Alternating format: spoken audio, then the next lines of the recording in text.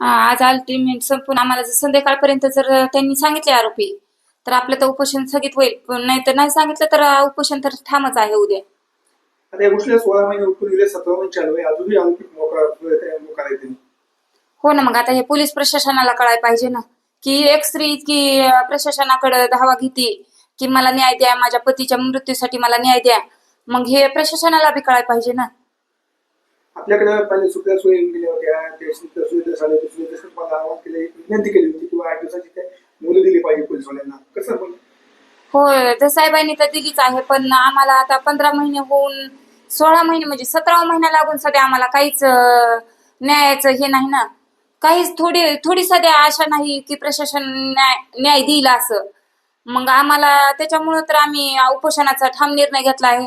मग उद्या तर म्हणलंच आहे ना उपोषण आहे, मग त्यामध्ये तर आम्हाला आरोपी त्यांना सांगावंच लागतील. काल तुम्ही माध्यमांशी बोलताना एक विषय काढला की इथले जे आरोपी त्या आरोपीला कुठेतरी राजकीय लोकांनी पाठराखण केली असं वाटतं, बोलत ते ते काय झालं म्हणजे मी त्या माध्यमांना बोलले की तसं की धनंजय मुंडे साहेबांनी हे केलं. मग तर आम्हाला काय झालं, आम्ही जेव्हा साहेबांकडे जात होतो धनंजय मुंडे साहेबाकडे, तेव्हा धनंजय मुंडे साहेब आम्हाला आमच्या घरचं म्हणून SP सरांशी कॉल करत होते. मग पालकमंत्री असताना बी SP सरांनी का हे केलं नाही या की आरोपी पकडले नाहीत. मग आम्हाला प्रशासनाकडेच दोष आहे ना.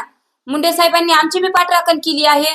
आमची तर पाठराखण केलीच आहे, कारण आम्ही गेलं की आम्हाला म्हणजे SP सरांना कॉल करत होते की मी तुम्हाला असं निवेदन देईल की तुमची बदली करत, माझ्या घरचे आहे की तुम्ही आरोपी काढा.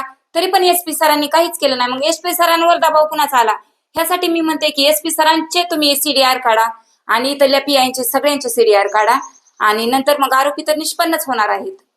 तुमच्या भूमिका ठाम. हो, मी माझ्या भूमिकेवर ठामच आहे.